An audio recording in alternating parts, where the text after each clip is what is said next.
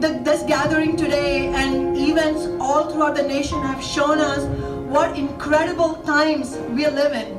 This is the United States of America, the seat of global capitalism, and the country has never been wealthier than it is today.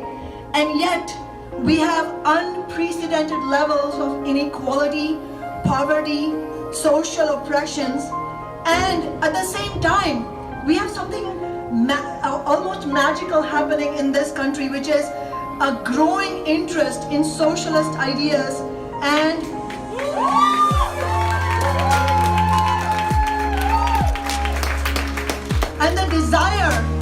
the desire to fight back against corporate politics and build a real alternative for ordinary working people, for young people, for seniors, for women, for people of color, and for the LGBTQ community. Essentially, the vast majority of us who are completely left out of the bounty of this society. A very important aspect of the change that's happening around us can be seen through this left insurgency from within the Democratic Party. I'm not a Democrat, as you know, but it is incredibly exciting to see how, especially millennials, but really people on the left of all ages and backgrounds, challenging what the democratic establishment stands for. Of course, the political earthquake of Alexandria Ocasio-Cortez's primary victory against Joe Crowley, who was supposed to be the successor to Nancy Pelosi. I mean, this shows what a huge opening there is for a different kind of politics. I mean, Nancy Pelosi can choose to bury her head in the sand, but we know what's going on. The DSA, the Democratic Socialists of America, are poised now to hit a 50,000 number of members. And even though he didn't make it to the general election, Bernie Sanders, in the age of Donald Trump, Bernie Sanders is still the most popular politician in America.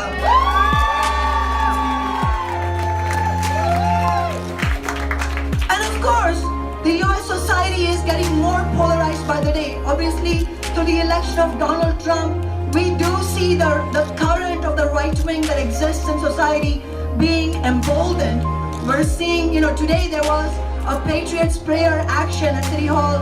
We know they're planning another one in September outside the Planned Parenthood on Capitol Hill. So I hope you'll all be there in solidarity with us, protesting against them. But what's interesting is that, and this is very important for us not to miss, because you could either conclude that, oh, Donald Trump won, the right wing is emboldened, it's demoralizing, and yes, no doubt it is, and it's a real threat that is being faced by women, by workers in the labor movement, by the LGBTQ community, not to mention the grotesque attacks on immigrants, especially immigrant children, that have happened under Donald Trump.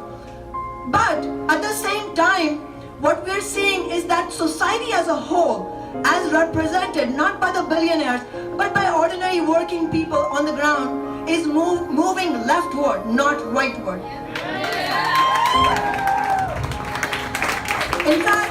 In fact, today I heard that the counter-protest against the Patriot prayer was many times stronger than the right-wing protest. And a couple of weeks ago, the right-wing protest in DC essentially had to go home because they were so outnumbered by the protest on the left. So what this tells us is that this is an incredible time for us to build the left. I mean, I have been an activist and a socialist for 9 years, and I have never been as optimistic as I am today about the prospects for building the left. But it's not going to happen automatically. That is why gatherings like this one today are extremely important. And I think we should put to rest the false dichotomy of inside versus outside strategy. I mean, movements for success cannot be built on such simple handles. It is not, do we need movements on the streets or do we need to run candidates? We absolutely have to do both. It's a question of what basis do we build movements on? And I think that question for what basis do you have and what strategies you use are important, whether you're building a movement on the streets, whether you're building a unionization effort in your workplace, or you're running an election campaign. I would urge everybody not to make artificial distinctions between what kind of campaign we're running, but understand that essentially the strategies that we need to use for success and for really empowering, more layers of people, those strategies remain the same whether you're running an election campaign or you're running some other kind of movement. And ultimately, there is no alternative. There is absolutely no alternative. If we aspire to a different kind of society, not to mention a truly socialist society that is able to harness the untold resources of nature and technological advances to the good of all of humanity. If we aspire to something like that, then there is no option but to build mass movements that fight against the billionaire class and understand who's with us and who's against us.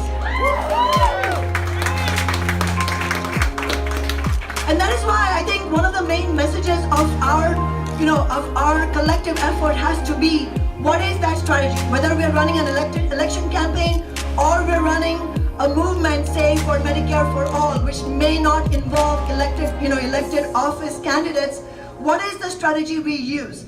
And I would like to share with you all 2 examples that have recently happened in City Hall in Seattle that I think, to me anyway, highlight the differences between failing strategies and things that can actually work for us. If you look, one of those examples is the Amazon tax question. As you all know, we built a powerful movement, by any account, a powerful movement to tax big businesses like Amazon, the top 3% of the largest businesses in the city, to build social housing. Social housing is publicly owned, publicly maintained, permanently affordable housing, because we know the housing market under capitalism is not going to solve our problem. It has made it worse, and we cannot hold our breath for that market to solve the problem. So we do need social housing. And we had this incredible movement to build towards this Amazon tax, and we won it. In November, the majority of the city council voted against it. Then we built an even stronger movement, and in May, the city council unanimously voted for the Amazon tax. Each council member making grandiose speeches about why they stood for this and why they've been wanting to do this from the very first day, and so on and so forth. Less than a month later, 7 of those 9 council members voted to repeal that tax.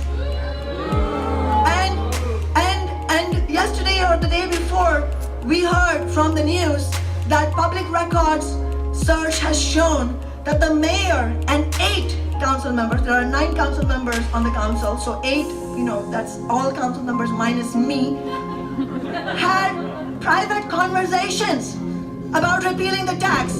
And I know for a fact that these conversations were initiated by the Amazon lobbyist and by the mayor. So I think this is a very important example for us to take into account. It's a sobering example. It's not a happy example, but when we have setbacks in our movements, it is our duty.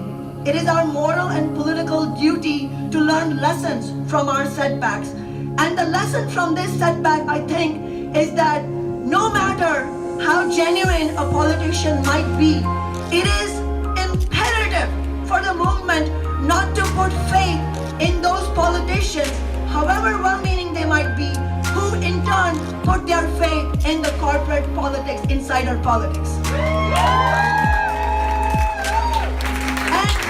And I think it's important to be explicit here. I don't believe that council members, for example, Lisa Herbold and Mike O'Brien are, absolutely craven corporate politicians. No, but by no means are they. I believe them to be genuine and well-meaning. However, it's a question for a movement. Are we going to base ourselves on the so-called good hearts and good intentions of politicians, or are we going to be hard when the politicians we put our faith in turn, believe that the only way they can function in City Hall or in the halls of government is by building good relations with those other politicians who are clearly trying to betray us and who are clearly beholden to the corporate agenda. This distinction is very important, dear friends, because it holds the secret to whether we will succeed as a movement or we will not succeed as a movement. Ultimately, that is the message that we need to get across. Because we're not doing this because this makes us feel good. No, we have tens of thousands of households, working families in Seattle who are either homeless already, are couch surfing, or doubled up with extended family members, or are one financial disaster or one rent increase away from homelessness or in other ways precarious housing. So we're talking about the real lives of real people, of the workers who make our cities run, without whom our cities would come to a standstill even in a single day.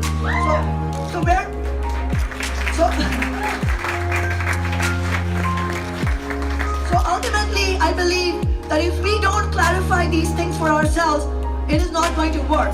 That is why we have to be sober and very clear-headed about these things. And the contrast to the setback of the Amazon tax repeal is the save the showbox victory that we just won. And maybe everybody hasn't heard about it because it's not your classic bread and butter kind of issue. It is about saving an iconic,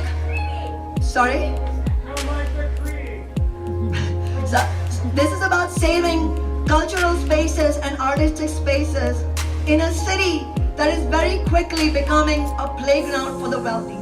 So in our minds, the need to save the showbox was very intricately tied to the fight for affordable housing, and we completely rejected this idea that is somehow contrary to fighting for affordable housing, because saving the showbox and winning that ordinance on Monday, which we did unanimously within a week's time, happened because we made it very clear this is about culture against, culture pivoted against big business profits, not culture against affordable housing.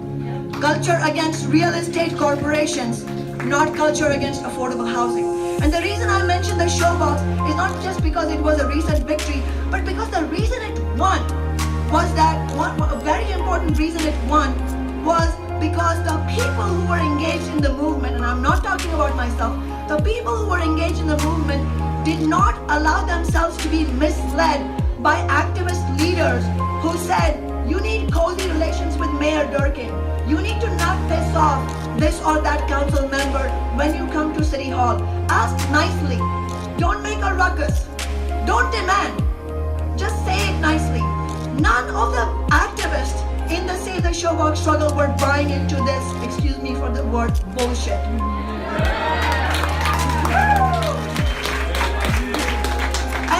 And I would wager that had we had that kind of political clarity and courage in the Amazon tax struggle, there is no way in hell these council members would have dared to repeal it, because they would have known what they were up against.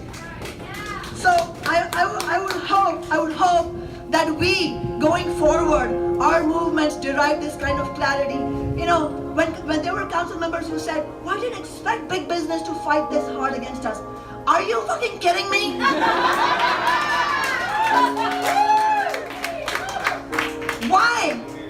Why would you expect Jeff Bezos to be on our side? He is not on our side.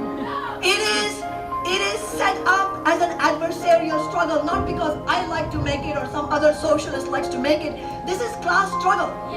Under capitalism, we are in a major deficit of economic, social, and political power.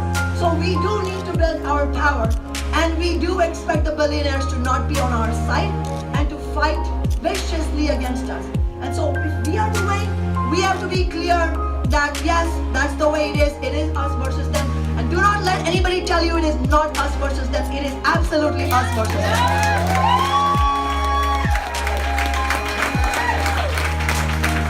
And I'm sorry I've gone on for so long, but I'll just end on this point. Concretely, mean, I'm not here just to make a speech, This is a call to action. Concretely, next year, 7 of the 9 council members are up for re-election. I am too. Whether we like it or not, big business, Amazon, the Chamber of Commerce, they are going to turn next year's election into a referendum of one question. Who does City Hall work for? Does City Hall work for big business and the right wing? The anti-homeless crowd, the anti-poor crowd, the anti-worker crowd, the billionaire crowd? Or does City Hall work for the rest of us? So whether we like it or not, next year is set up in that way. Are we going to build our own alternatives? You got to be louder than that, otherwise there's no hope.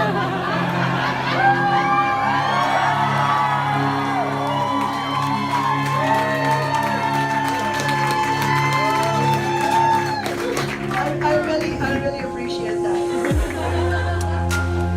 So, Socialist Alternative is calling on all of us. But it doesn't matter whether you live in Burien or Kent. I mean, we're all being pushed out in this.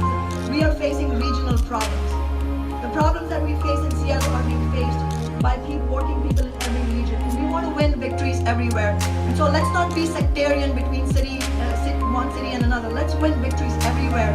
So I would urge you all, regardless of where you live, next year, if you're going to be in the Seattle area, then help us build a progressive socialist alliance of candidates to run for office.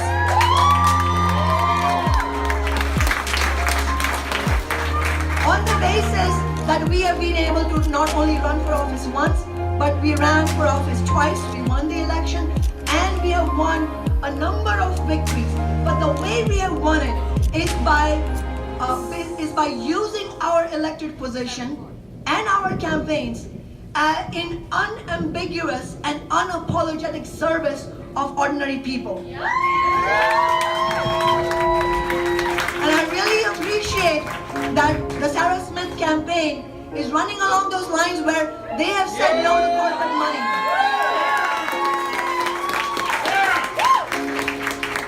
They're calling for Medicare for all. Sarah is right there.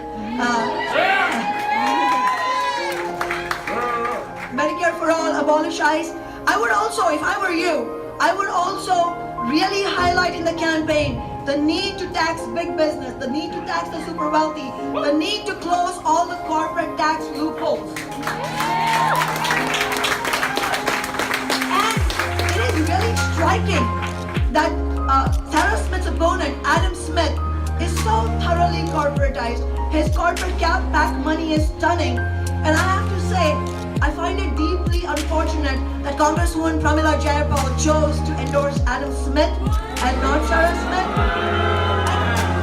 But look, you know what this shows? We have to draw the larger points out. This shows that once you become beholden to the Democratic Party agenda, they hold you accountable to Wall Street, not to the people. And that is why